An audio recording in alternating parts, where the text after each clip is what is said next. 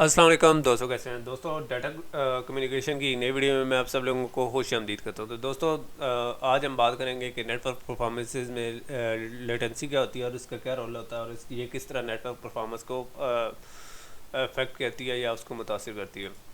तो दोस्तों, सबसे पहले हमने नेटवर्क परफॉर्मेंस का ये टॉपिक स्टार्ट किया था। तो उसके अंदर मैंने आपको बताया था कि नेटवर्क परफॉर्मेंस पर तीन जो फैक्टर हैं वो काफ़ी असरअंदाज होते हैं: बैंडविड्थ, थ्रूपुट और लेटेंसी। बैंडविड्थ और थ्रूपुट पर हम बात कर चुके हैं, तो आज हमारा लेटेंसी या डिले पर बात है। तो इंशाल्लाह आज की वीडियो में हम इस टॉपिक को यानी नेटवर्क परफॉर्मेंस को कंक्लूड करेंगे।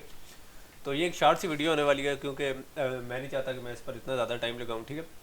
और मैं कोशिश करूँगा कि मैंने जो फ्यूचर वीडियोज़ हैं उन पर थोड़ा सा फोकस करूँ।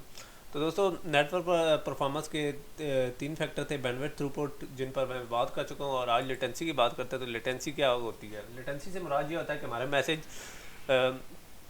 एक लोकेशन से, सोर्स से ये डेस्टिनेशन पर कितनी देर में पहुंचा है। यानी ये कौन सा टाइम होता है जो फर्स्ट बिट यानी पहली बिट या कोई बिट है, ठीक है, वो पहली सोर्स से डेस्टिनेशन पर कब पहुंची है, ठीक है।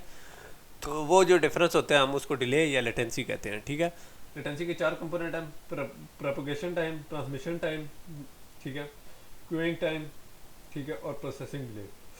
तो जो जिनके साथ अभी हमारा थोड़ा बहुत वास्ता पड़ना है, तो उन पर फिलहाल बात करते हैं। या डाटा कम्युनिकेशन पूरे पॉइंट ऑफ व्यू से, तो वो है प्रोपगेशन टाइम। यानी प्रोपगेशन टाइम मतलब ये है कि एक बिट एक जगह से दूसरी जगह जाने में कितना टाइम लेती है, तो इसको कहते हैं प्रोपगेशन टाइम, ठीक है।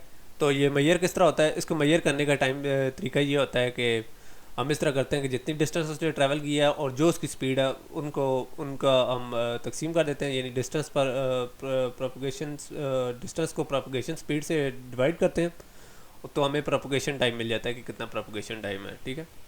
तो उसके बाद है ट्रांसमिशन टाइम। ट्रांसमिशन टाइम ये हमारा वो टाइम होता है जिसमें हमारा मैसेज ट्रांसमिट होता है। यानी ये क्या, इससे क्या मुराद है? इससे मुराद ये है कि हमारा मैसेज किस टाइम में हुआ। पहले हम जो बात कर रहे थे वो बिट की कर रहे थे, अब हम बात कर रहे हैं ट्रांस मैसेज की।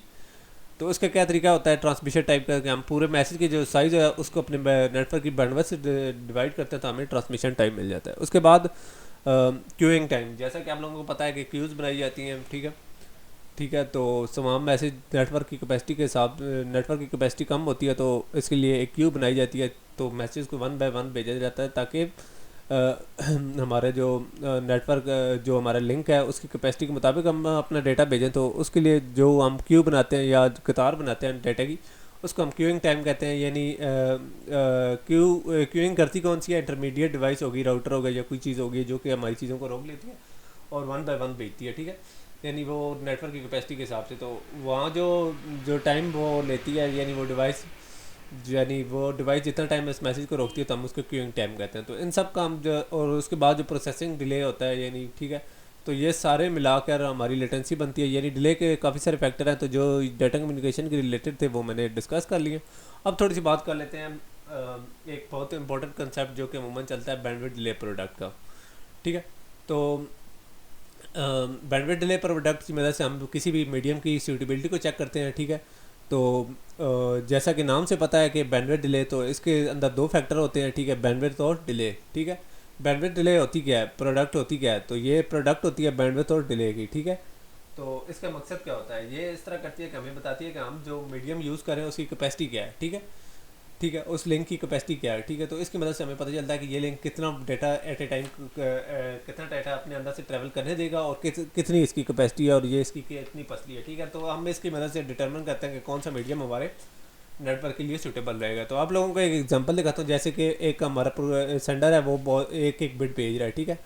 तो आप देखेंगे कि वो इस तरह कर रहा है, at a time one bits send कर रहा है, ठीक है, वन बिट्स पर सेकंड, जिसे हम उसकी बैंडविड्थ कहेंगे, ठीक है। सेंडर सेंड करता है रिसीवर को, पहली बिट जाती है, तो फिर एक सेकंड के बाद पहली बिट हमारे चैनल निकल जाती है। फिर उसके बाद इस तरह करता है कि एक दूसरी बिट भेजता है, ठीक है, एक दूसरे सेकंड के बाद, ठीक है। तो वो दूसरी बिट आ जाती है, पहली बिट थोड़ी सी और आगे चली जाती है और पहली बिट जहाँ पहले थी उसकी जगह सेकंड बिट आ जाती है। इस तरह 3 सेकंड के बाद तीसरी बिट, 4 सेकंड के बाद चौथी बिट और 5 सेकंड के बाद पाँचवीं बिट हमारे कम्युनिकेशन मीडियम पर आ जाती है। क्यों? हमारे कम्युनिकेशन मीडियम का डिले है 5 सेकंड, ठीक है। और इस तरह करते हैं। हर कम्युनिकेशन मीडियम का एक डिफरेंट ही होता है, लेकिन हमारी जो इन एग्जांपल है उसमें डिले है 5 सेकंड। तो ये क्या होगा, 5 सेकंड के बाद हमारा जाके डाटा इस तरह करेगा कि रिसीवर को मिलेगा, तो इसको कहेंगे हम डिले। और बैंडविड्थ क्या कहेंगे कि हमारे हम एट ए टाइम कितनी बिट्स भेज रहे हैं, ठीक है, तो 1 बिट्स पर सेकंड। अब बात करते हैं बैंडविड्थ डिले की, कि बैंडविड्थ डिले क्या है।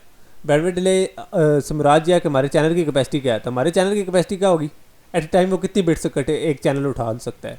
तो देखिए 1 2 3 4 5, 5 से वो कम उठा सकता है, जिस तरह ये आप ऊपर एग्जांपल में देख सकते हैं, लेकिन 5 से ज़्यादा नहीं। तो ये हम कह सकते हैं कि बैंडविड्थ डिले हो सकता है हमारा 5 बिट्स, यानी वो एट ए टाइम 5 बिट्स कर सकता है, 5 बिट्स से ज़्यादा कैरी नहीं कर सकता। तो इस तरीके से हम कम्युनिकेशन मीडियम देखते हैं, जो हमें अगर डाटा की रिक्वायरमेंट ज़्यादा है तो हम ज़्यादा वाले करते हैं। तो बैंडविड्थ डिले करने का क्या तरीका है, हम इस तरह करते हैं कि बैंडविड्थ और डिले को आपस में मल्टीप्लाई कर देते हैं, तो हमें बैंडविड्थ डिले मिल जाता है 1 बिट्स पर सेकंड को हम 5 सेकंड से करेंगे, सेकंड वाला ये सेकंड से कट जाएगा, तो 5 1 5 5 हो जाएगा और बिट का बिट आ जाएगा, यानी 5 बिट्स पर सेकंड।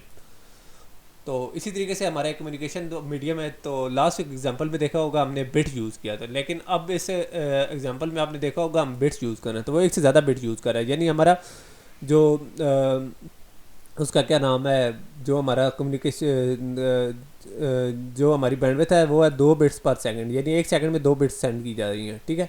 और हमारे नेटवर्क में डिले एज यूजुअल, यानी लास्ट एग्जांपल की तरह 5 सेकंड का है, ठीक है।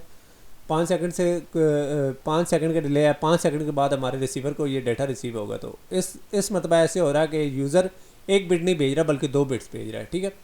तो बैंडविड्थ डिले क्या होगी, इन दोनों की प्रोडक्ट होगी, दो प्रोडक्ट क्या होगी, ठीक है, 2 बिट्स पर सेकंड और 5 सेकंड को आपस में मल्टीप्लाई करेंगे तो हमें आ जाएगा 2 5 10 बिट, ठीक है।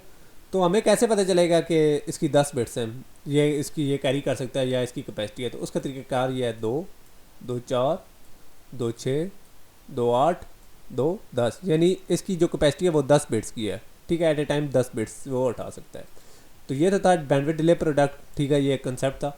इसको कंसेप्चुअली बताते हैं। तो डिले या लेंथ से क्या मुराद है, डिले जैसे आपने ये देखा था, ठीक है, डिले तो इससे मुराद ये है कि हमारे जो चैनल की लेंथ कितनी है, ठीक है, वो उस पर कितना डिले होगा, कितने सेकंड के बाद पहुंचेगा। इसके बाद ये इसका क्रॉस सेक्शन यानी इसका हजम कितना है, तो उसको हम बैंडविड्थ कह देते हैं कि इसके अंदर से कितना गुजर सकता है, ठीक है। इससे मुराद ये है कि एक मिनट में इस कलर को थोड़ा सा चेंज कर लेता हूँ।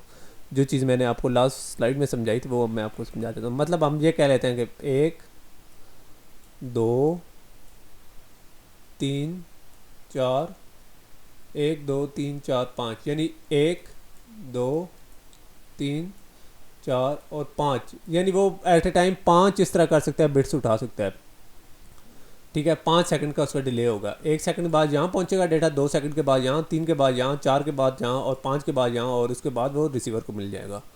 तो इससे क्या मुराद है, इससे मुराद ये है कि हमारा डेटा कितना उठा सकता है, बिट्स ले सकता है, 1 या 2 या जितनी भी हैं। चले यहाँ हम कह देते हैं 2 हैं, ठीक है। तो इनका वॉल्यूम से मुराद क्या था, वॉल्यूम से मुराद ये होता है कि एट ए टाइम ये कितना डेटा कर सकता है।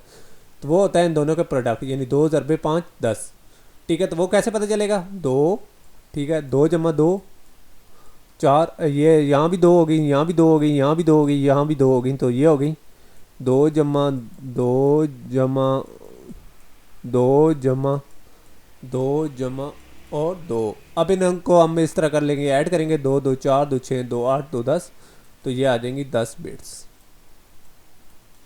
तो इस तरीके से हम इस तरह कर सकते हैं कि इन दोनों के इनकी आपस में बैंडविड्थ डिले को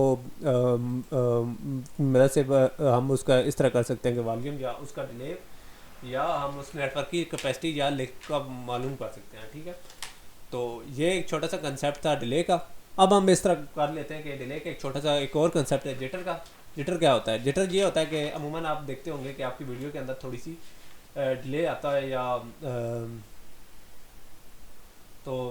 हमारा इस तरह करता है कि हमारा जो हमारा डेटा है, आप देखते होंगे वीडियो के अंदर थोड़ी सी जिस तरह थोड़ी सी डिस्टॉर्शन सी हो रही होती है आपको वीडियो के अंदर, ऑडियो वीडियो के अंदर थोड़ी सी कट आवाज़ या वीडियो कट रही होती है, तो वो क्या होता है, वो होता है जिटर, ठीक है।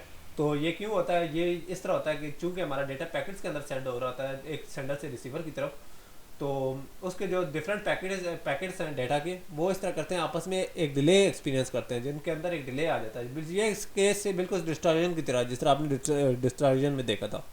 ठीक है, कुछ पैकेट्स टाइम पर पहुंच जाते हैं, जबकि और कुछ डिले हो जाते हैं। यहाँ में एट इन डिले नहीं है, बल्कि एट इन टाइम है। ठीक है, मैं इसको फिर थोड़ा सा यहाँ से कर देता हूँ। ठीक है, कुछ टाइम पर पहुँच जाते हैं, जबकि कुछ डिले हो जाते हैं। ठीक है, तो ये तो चलो ये बात चीज़ें ठीक है। एक चीज़ बाद में आ रही है तो ठीक है, नॉर्मल डेटा वो सिस्टम ये अरेंज कर लेते हैं। लेकिन अगर हम वॉइस की बात करें तो मेरा अगले वाला लफ्ज़ पिछले लफ्ज़ के बाद है, पिछले लफ्ज़ से पहले आ जाए, तो ये थोड़ी सी आवाज़ या ये चीज़ें वॉइस वीडियो डेटा है, ये थोड़ा टाइम सेंसिटिव डेटा होता है, तो इसके अंदर थोड़ी सी चीज़ें की बिगाड़ हो जाती है। तो इस तरीके से हमें एक्यूरेट चीज़ें नहीं पता चलती, बल्कि क्या पता कि उस चीज़ जो हम बात कर रहे हैं उसका मफहूम ही चेंज हो जाए। तो ये चीज़ें अमूमन टाइम सेंसिटिव यानी डाटा यानी वॉइस वीडियो में एक्सेप्ट नहीं की जाती हैं, जबकि दूसरे डाटा में इनको रीअरेंज किया जा सकता है।